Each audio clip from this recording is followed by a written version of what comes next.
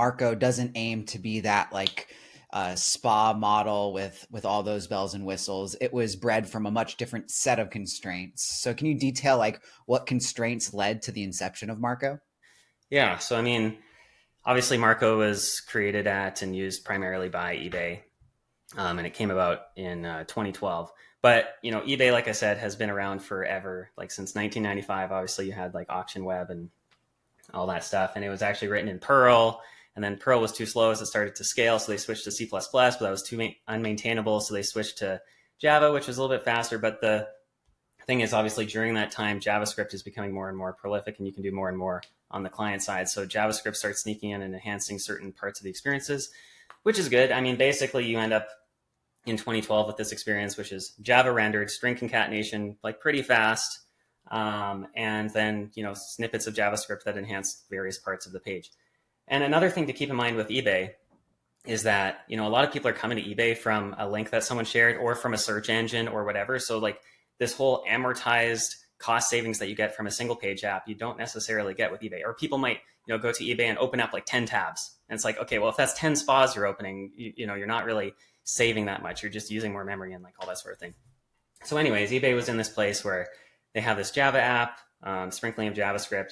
But the big problem is you've essentially got two apps. And if you want to do some rendering on the JavaScript client side, you've got to implement it in a totally different way than if you're working on the server side. Two different paradigms as well. So it's just like a maintenance nightmare to manage this.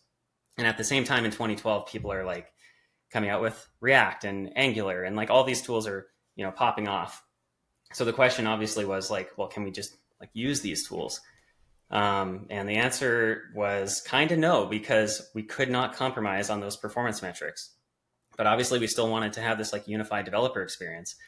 And so basically, initially React was considered as one of the things, but the things that we needed like basically right out of the gate is streaming. And if, probably most people are familiar with streaming right now, but streaming is something that's been in Marko since 2012. And, ultimately all streaming is sending as much HTML as you have available without waiting for whatever services you have that are responding with the loaded data that you had to get that's specific to the page.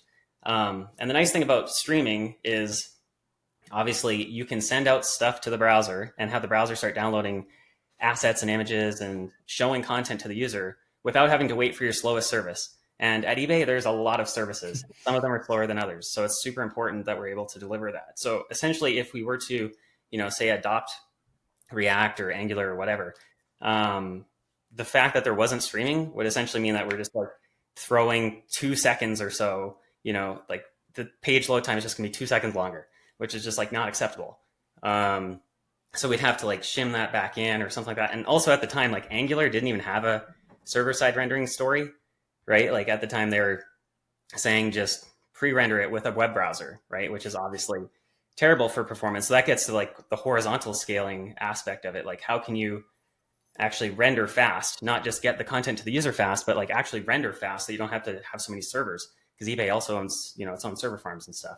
So the other thing was, okay, obviously spinning up a browser is super slow, but even in React, you have to like spin up a VDOM, or not spin up a VDOM, but create a VDOM and then serialize that to HTML versus string concatenation. So we're comparing against the Java app, right?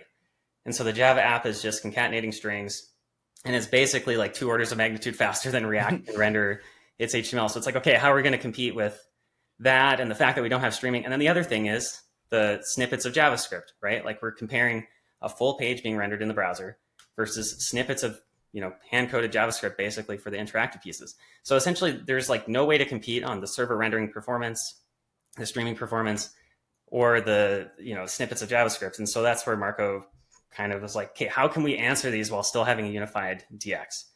So even from 2012 when Marko was created, had streaming, had islands architecture, although at the time we just call it progressive, we have progressive rendering, and partial hydration is what we call islands. Anyway, so we had all these things sort of from the beginning, and that's essentially been our mental model, because we wanted to have the DX where you're writing in a single paradigm, but you can have client rendering and you can have server rendering. And so Marko was the first front-end framework to support streaming.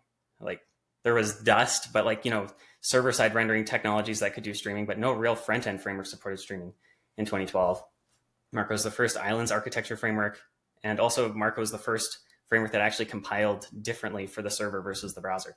So those are places where Marko, kind of innovated even way back in 2012, and we've just been refining that sort of ever since. But we've also been looking at like what the major foot guns of this approach, and like I said, it's very easy for people to de-opt, especially with islands. And so comparing, like, basically that's like why Marko up to today. And I think Marko even has, all these things, whereas most frameworks have like 2 of those things, right? But yeah, so Marko 6 is the thing that we've been working on for 6 years. It's actually been a very long time. And there's like a joke, like what will come first, GTA 6 or Marko 6, but luckily GTA 6 was delayed, so we're good. But anyways, yeah, so Marko 6 is the main thing that we've been working on. And the goal of Marko 6 is to make it so that you're not having to think as much about these islands or this architecture, and that you can write things like, most people are familiar with writing a single page app looking thing and have it actually deliver, just the amount of JavaScript that's necessary, and, stream things out automatically and like that sort of thing. So that's kind of where we're at. Did you have any questions about like history of Marko before, like, or where do you guys want to take it? Yeah, I kind of want to dig into this a little bit before we move on, because it's like, I think it's important to set the stage for people, especially people who are newer in the industry. So we're talking about like the time that Marko came out, there was no Webpack really. There was like the world of bundlers. So there's actually a bundler. Like beside Marko, there was also Lasso, which was eBay's bundler. So like, yeah, there was no Webpack. I mean, yeah, I think Webpack was around, but not in the way that people would think about it today. Anyway.